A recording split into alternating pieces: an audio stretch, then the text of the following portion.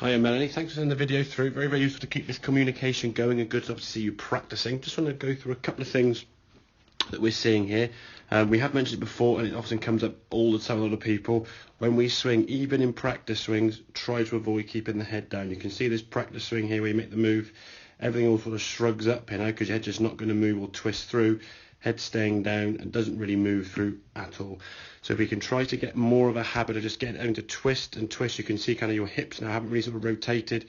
This foot has stayed flat. So trying to get the golf club to come and strike down on the golf ball, this side of the ball, will be very difficult when the head stays down. You can see your arms are sort of folding up quite close to the body and all looks a little bit narrow, a little bit cramped. So we can just try and get the sensation, even in your practice swings, that we're not keeping the head down. So when the head stays down, trying to sort of not move the body, arms start pulling up and in, as we can see. Now, in terms of the actual swing and the ball was there, okay? You said in the text message you felt the head was sort of coming up on the way through a bit early. If we watch this on the way back, using sort of the top of your, sort of where the phone is here, relative to your head, there's good. It's only in the backswing here now where we start rising up a little bit in the backswing there. Just this rising up here that we're seeing is basically getting you further from the golf ball. So ideally speaking, just got to try and feel a little bit more kind of hip twist and shoulder twist rather than lift. If it means we can't make such a big rotation or big backswing, I'd rather a slightly shorter backswing at the moment than this sort of rising up. Because if you rise up here now you feel the need, you've got to drop down and keep the head down. Now when doing this, obviously the arms get a little bit too close to the body. We can see the club now sort of swish past the ball, and the ball's barely gone anywhere at all. So they are airflow balls, I know, but the contact on this one here now, you have topped the golf ball.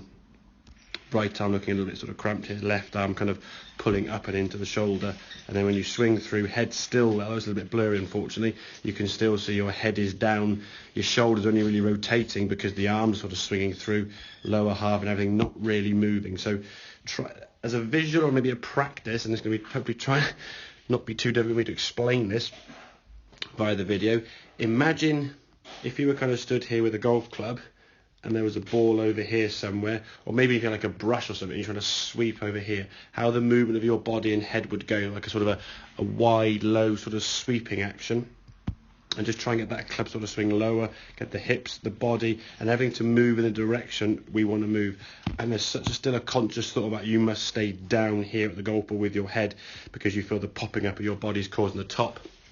The only reason you sort of come up on the backswing is a little bit of range of motion issues and maybe not trying to turn so much because of the fact you felt a little bit lacking confidence. So as we said before, when you feel you're not going to hit the golf ball so well, you feel less is better. So the less wrong I am, then the less bad it will be. So try and sort of maintain a bit more of a twist on the way back, but on the way through, it's really getting the sensation everything's kind of moving down this way towards the golf ball as we twist and rotate. Do not try to keep the head stationary or turning down or face down, because that's going to restrict a lot of movement in your body. So I hope that does make sense with that drill. If you have any problems with that, do let me know. What I can do is I can sort of put a little video together where I'm sort of demonstrating the move myself when I get to the golf club later on today. So give it a whirl, get some practice in, and we'll catch up with you guys soon. Cheers, Melanie.